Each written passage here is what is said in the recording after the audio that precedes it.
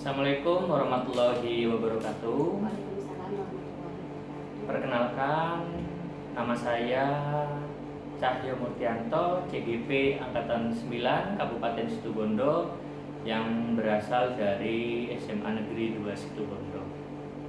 Kesempatan kali ini saya sampaikan terima kasih kepada fasilitator saya, Pak Miswagianto, beserta guru pengajar praktek Bu Ani, memberikan kesempatan untuk melaksanakan kegiatan pra-observasi dalam rentetan kegiatan yang dilaksanakan oleh CGP Angkatan 9 pada modul 2. Perkenalkan, berikut guru yang akan saya laksanakan observasi, yaitu Ibu Kolifatur.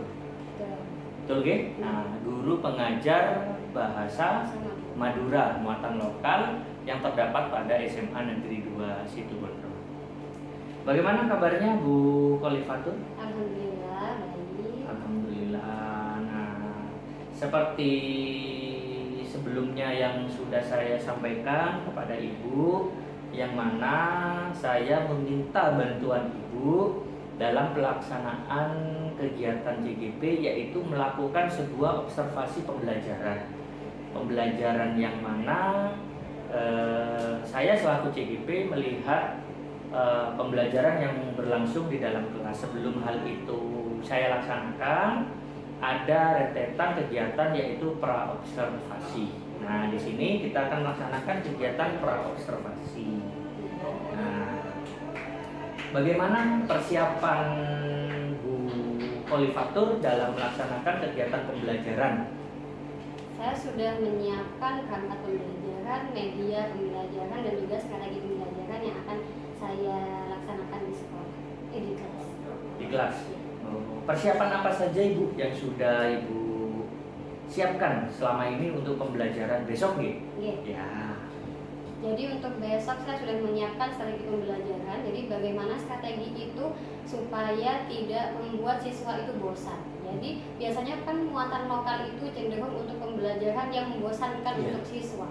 Jadi apalagi bahasa Madura, apa sih Bu, pelajarannya hanya gini-gini aja. Jadi supaya siswa itu tidak merasa bosan, jadi saya membuat strategi pembelajaran yang sekiranya juga menuntun siswa tidak bosan, IT-nya juga mereka juga IT-nya juga bisa dikembangkan seperti itu.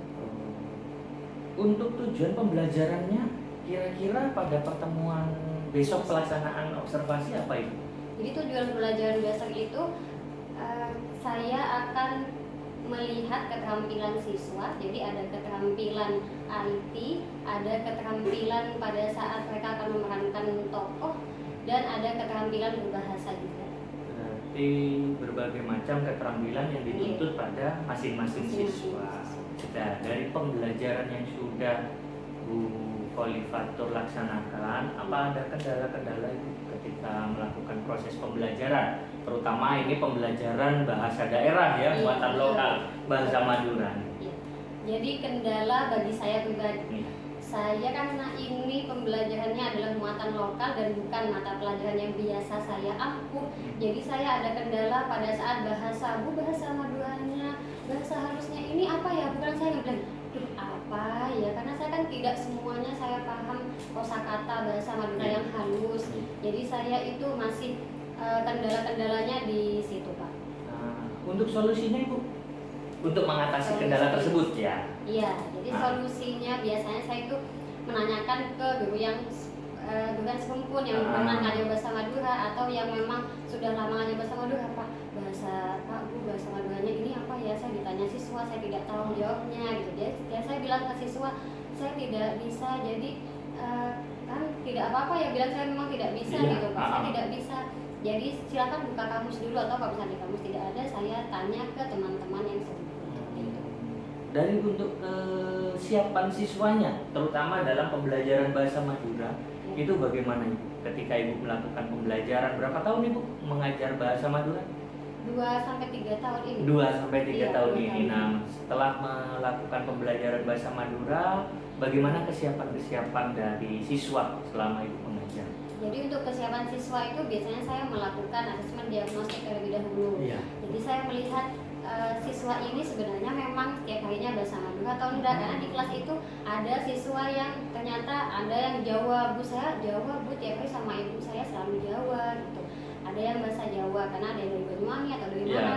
Saya juga menemukan siswa yang ternyata dari Bali. Bu, kan saya menjadi asesmen diagnostiknya asal daerahnya Ya. dari mana gitu. Ternyata ada yang dari Bali, saya sama sekali tidak tahu karena saya baru tahun ini saya ke Situbondo dan saya memang bahasanya bahasa Bali gitu. Ada juga yang tiap harinya walaupun orang Madura tapi mungkin orang tuanya tidak pernah bahasa Madura di rumahnya jadi bahasa Indonesia. Jadi saya sudah tahu kesiapan siswanya itu memang ini yang tahu bahasa Madura ini, yang biasa bahasa halus siapa, dan yang dari luar Situbondo itu siapa, yang sudah memiliki tahu itu. Nah, sangat mengesankan sekali ya Ibu ya, Betul. sangat mengesankan sekali ketika Betul. melakukan sebuah pembelajaran muatan lokal ya. Betul. Karena saya juga pernah mengajar mata pelajaran muatan lokal bahasa Madura.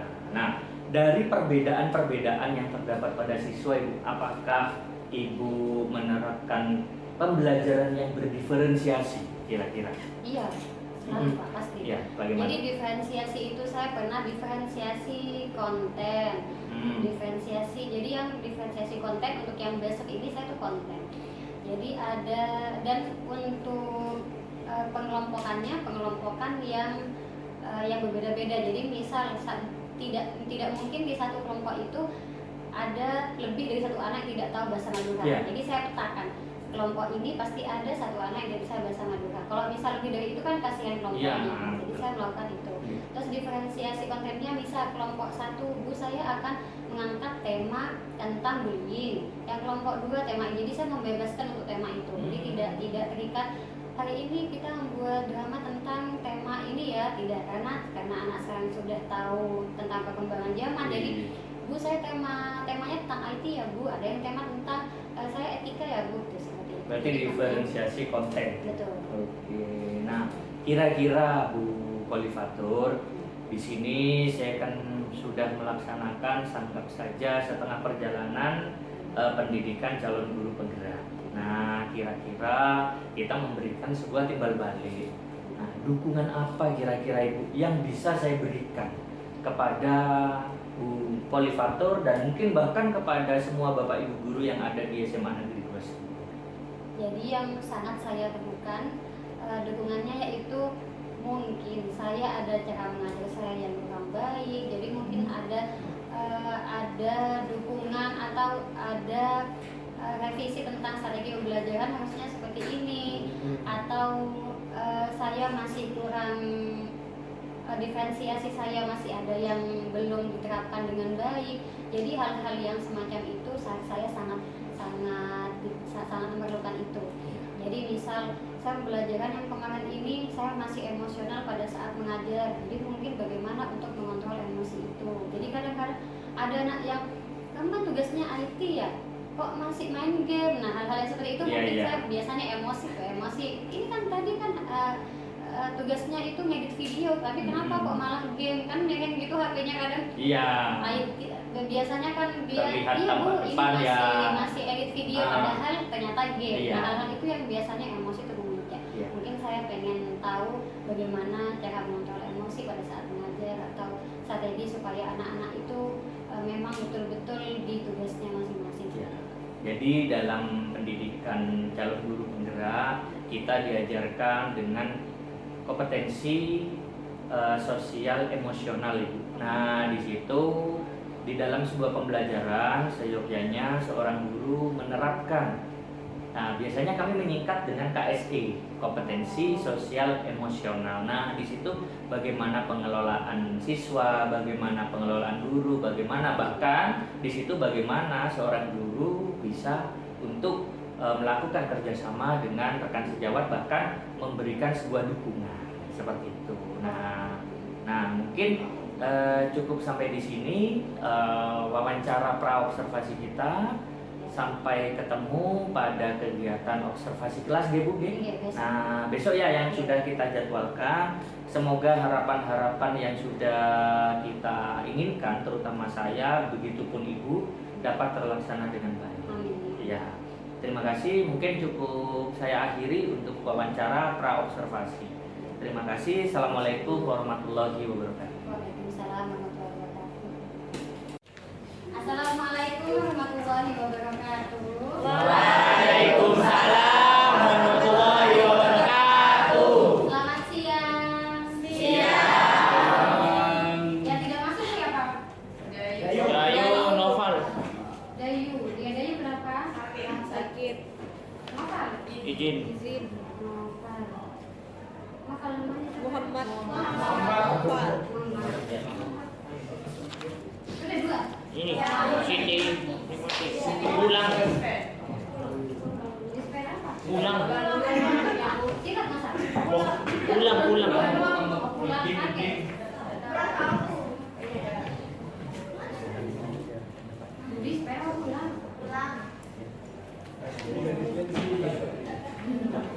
Dia emang singkat kan?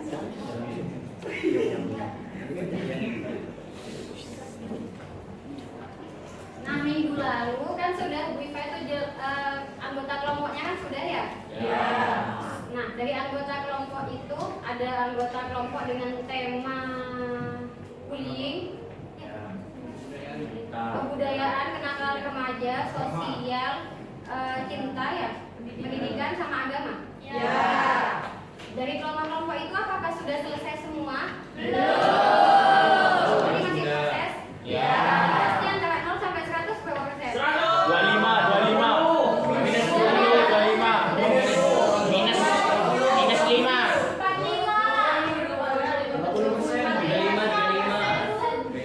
5%. Kelompok yang sudah menyelesaikan naskah? Sudah. Yang sudah fix sama bahasa Madura ya? Sudah. Saya sebagai yang take video. Selesai. Sudah take video kan? Masih proses take video. Semuanya. Yang belum sama sekali naskahnya? Ada ya? Belum. Sudah ya? Jadi hari ini agendanya adalah untuk naskah saya cek dulu naskahnya sudah benar atau tidak. Kemudian untuk yang take video nanti silakan take video kalau bisa di kelas boleh, kalau bisa menggunakan yang tamu depan itu baru loh. Itu juga boleh. Jadi di lapangan juga boleh bebas. Kemudian kalau misalnya yang edit video nanti kita akan edit di kelas. Dan bagi yang sudah selesai diupload di YouTube atau di Google ya, itu ya. Hari ini silakan kumpul dengan kelompoknya masing-masing. Ya, kelompok 1 sampai kelompok 6. Nanti saya akan keliling sampai mana prosesnya, ada kendala atau tidak.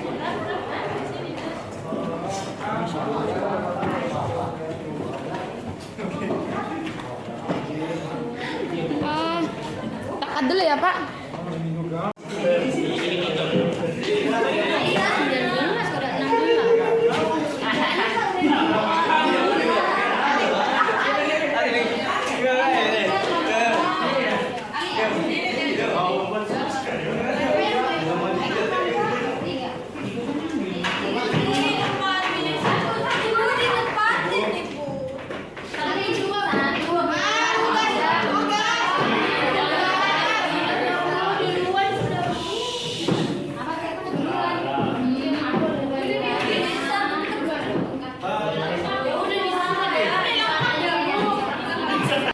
Silakan setiap kelompok silakan didiskusikan karena naskahnya kalau misal butuh untuk diperbaiki silakan naskah diperbaiki. Untuk yang kelompok yang editing silakan diedit. Untuk yang kelompok akan take video kelompoknya siapa saja yang akan take video. Kelompok yang akan take video hari ini siapa saja? Di kelas. Kita lagi take video ya. Yang kelompokmu sudah kontak lagi. Ini kayaknya oke.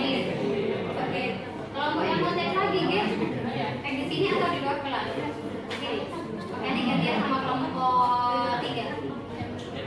Oke. Yuk, kita mau ke naskah.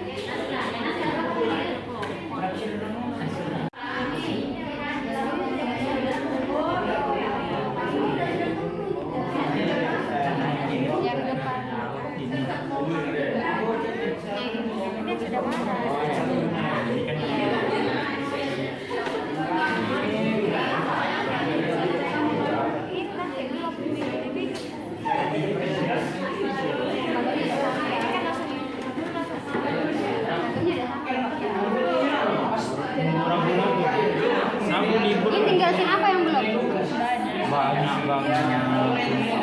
Oh iya.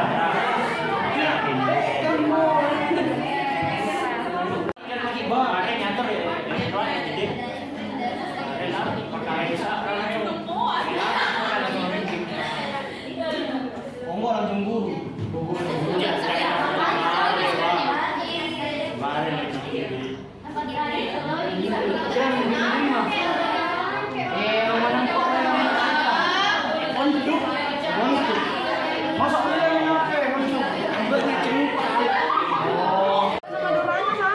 Dia nanti kosong tuh bu saya bu. Jadi kerja kelompok ini mah ini yang saya siap.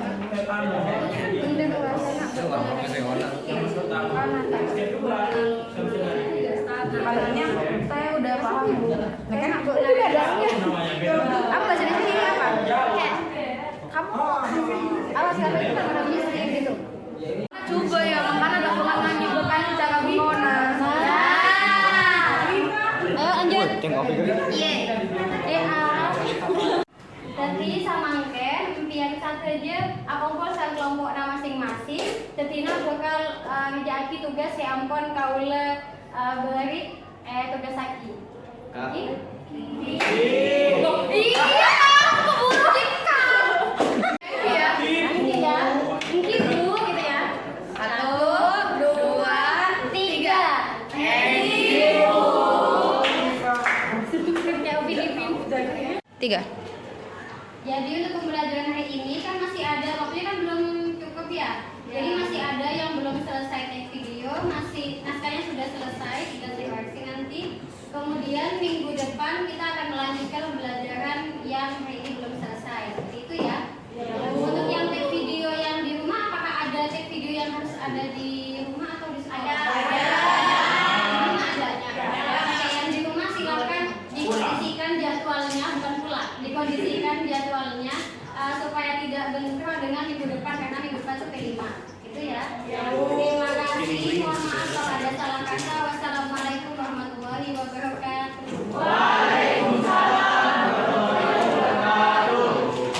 Assalamualaikum warahmatullahi wabarakatuh. Perkenalkan, nama saya Cahyo Murtianto, CGP Angkatan 9 dari SMA Negeri 2 Situbondo, Kabupaten Situbondo.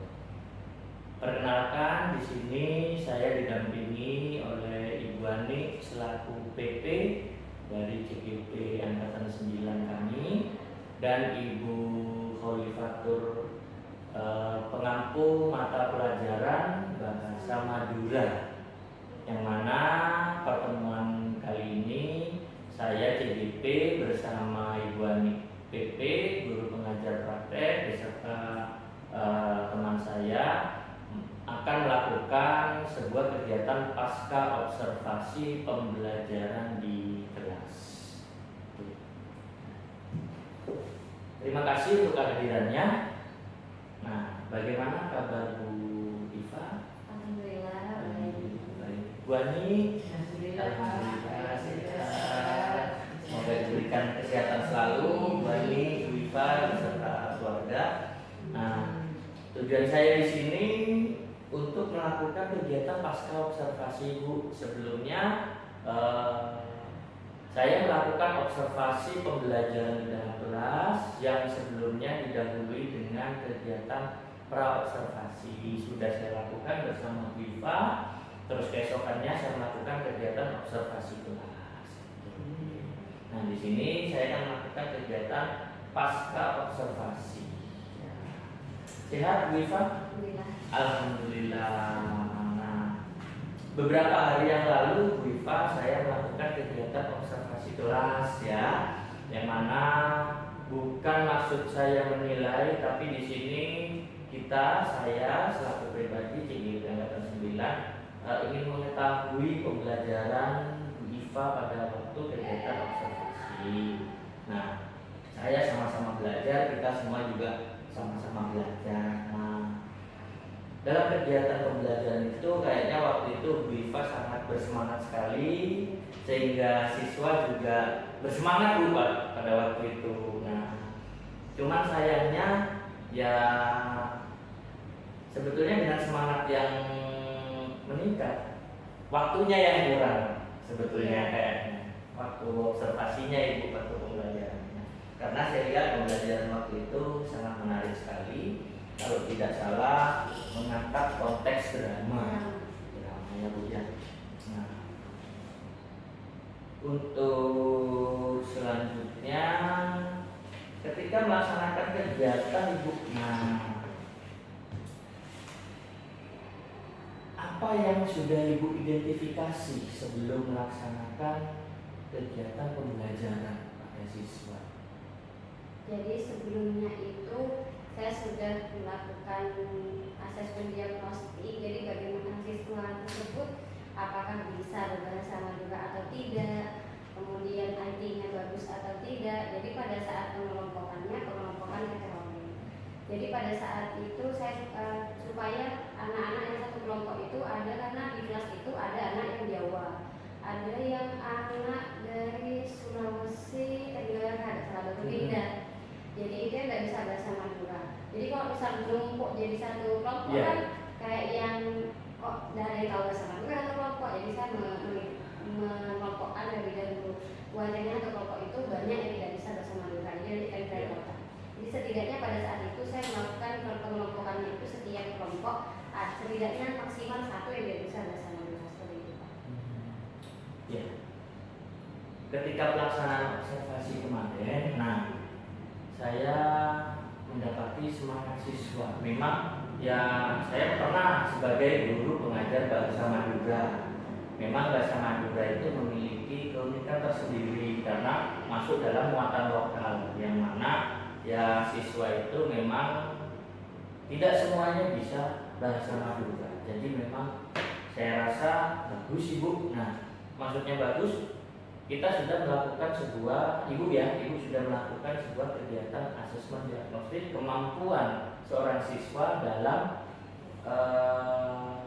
pembelajaran bahasa Madura. Nah, kira-kira hal tersebut, perbedaan itu, ada siswa yang tidak bisa bahasa Madura menjadi kendala atau tidak dalam pembelajaran bahasa Madura bahasa?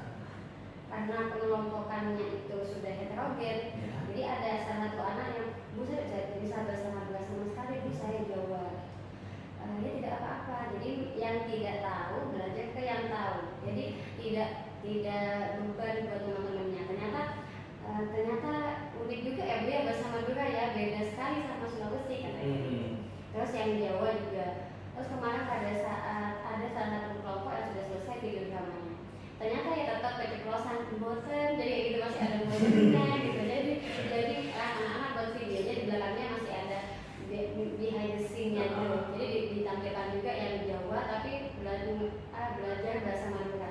Dia logatnya masih Jawa tapi bahasa Madura. Ternyata mereka tuh senang kan juga meminta pesan dan kesan pada saat bagaimana pesan dan kesannya kalian video ini, membuat video proyek ini bagaimana. Jangan lucu Bu, jangan di stop ya Bu ya, karena di belakangnya itu ada behind the scene, ada anak-anak yang bahasa novel itu kan bahasa Jawa. Jadi pas bilang buatan, kapan kok bisa buatan? Oh iya lupa gitu. Jadi mereka itu ternyata bahagia di situ.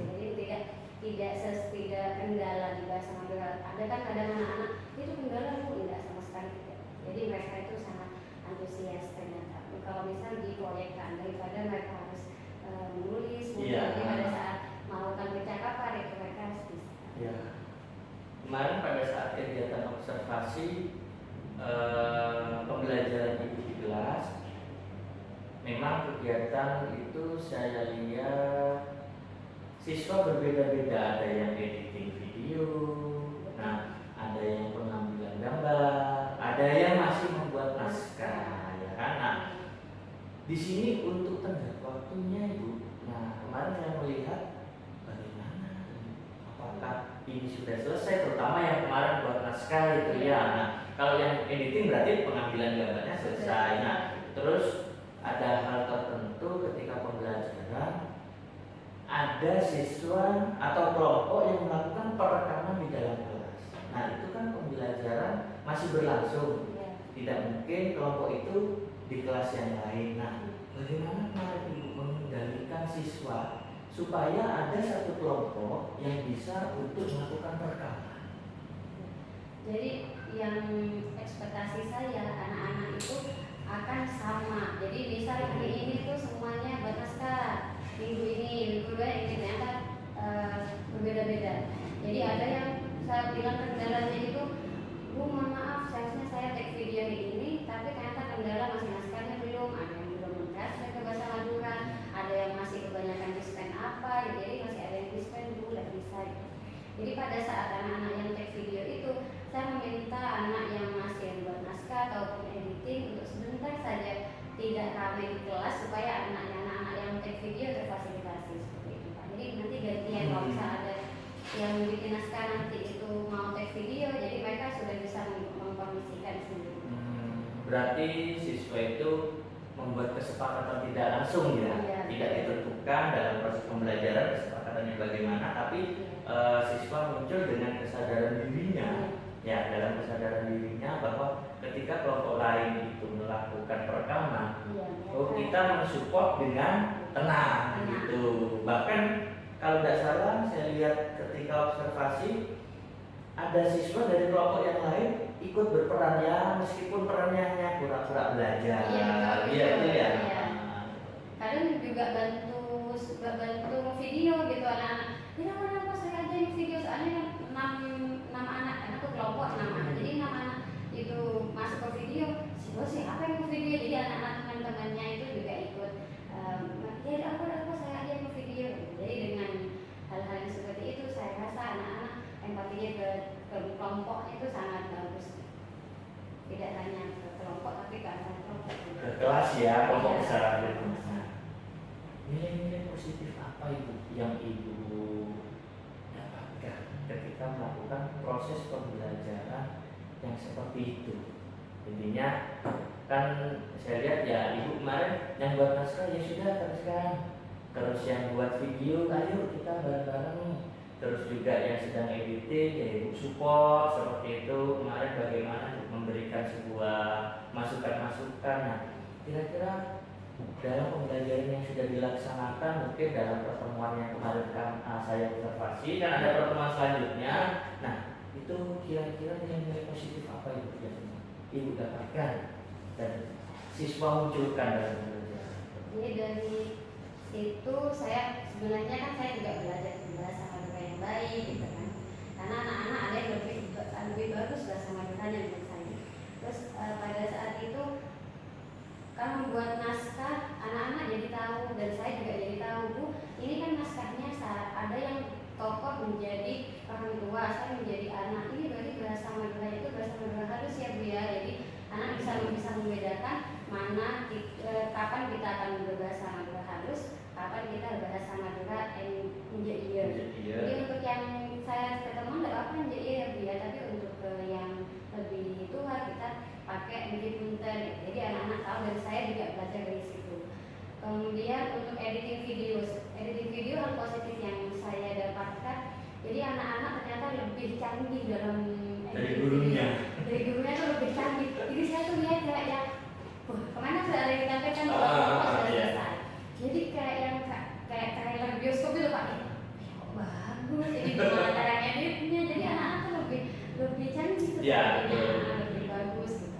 Dan saya juga tanya ke anak itu editnya pakai aplikasi apa gitu. Pakai ini Bu, terus kalau misalnya kayak gini gimana? Ya ini Bu. Oh iya, jadi saya sama-sama belajar dengan anak-anak. Terus untuk yang take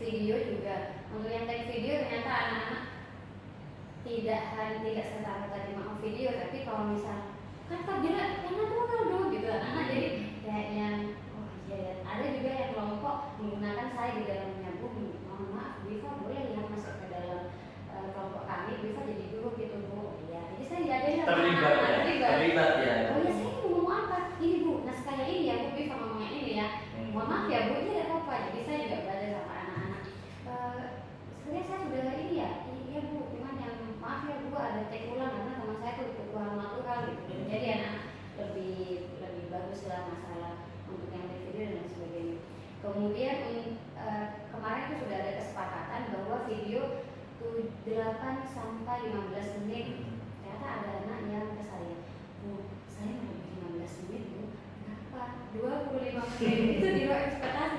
Oh, kamu ngomong apa saja? Tidak apa ya Bu ya, saya tuh udah pada jutek banget ini. Ya sudah apa lebih bagus, saya kan pasti tampilkan emang sangat bagus.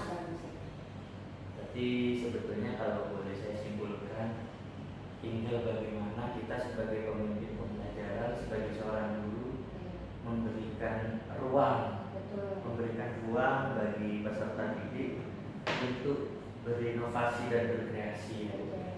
Nah, mungkin hal-hal itu saja Ibu untuk kegiatan pasca observasi. Memang saya kemarin menyaksikan sendiri ketika observasi pembelajaran yang dilaksanakan memang sangat hidup sekali. Bahkan saya menyaksikan sendiri Ibu terlibat langsung sebagai seorang guru direkam sama anak-anak.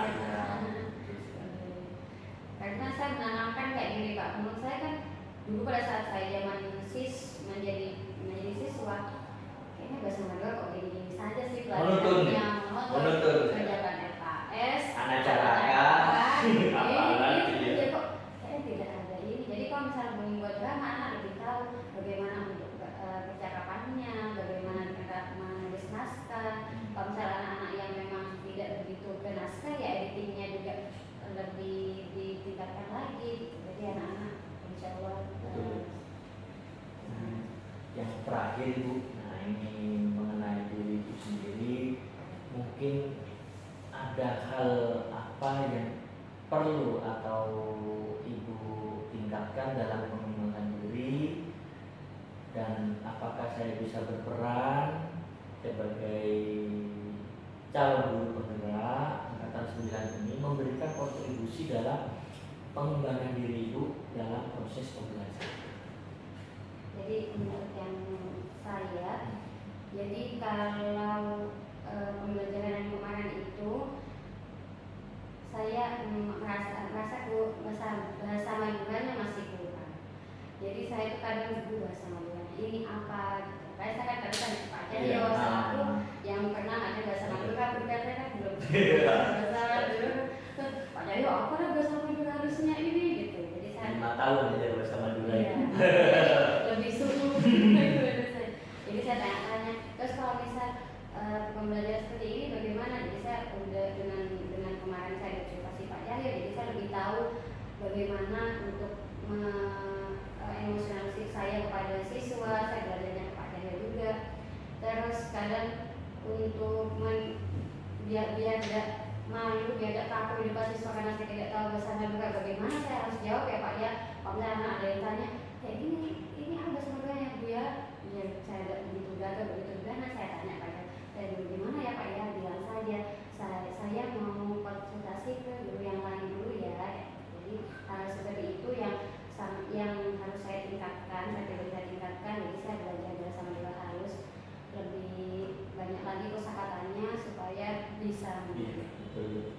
Soalnya konteks bahasa Madura itu sama-sama bahasa Madura, tapi satu daerah A, B, C ini beda. Beda, konotasinya beda. Jadi ada anak kesuki sama sembagus. Ini kok nggak ngocak apa kaule, benar. Tapi yang di timur ternyata pakai sika gitu, itu tuh berbeda saudara. Iya, betul. Karakter besuki, karakter asam bagus sama-sama bahasa Madura memiliki. Nah, itu memang perlu kita pahami dan itu tidak perlu dijadikan sebagai perdebatan sebetulnya. Kalau saya dulu seperti itu ngajar yang memiliki karakter macam-macam kayak besuki itu kan sebenarnya disingkat-singkat. Ya, nanti tiba seperti itu kalau yang bagus. Nah, contohnya saja dengan kosakata besuki nyanyor. Tidak tahu istilah nyanyor ya.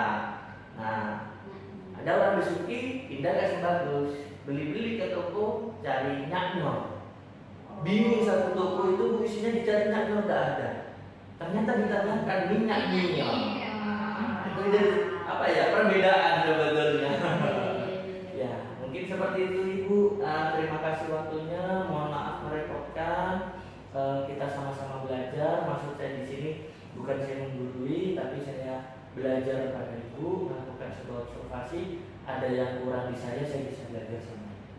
Terima kasih waktunya, Mbak Min. Ada tambahan dari Ibu? Terima kasih waktunya. Saya akhiri. Assalamualaikum warahmatullahi wabarakatuh. Waalaikumsalam.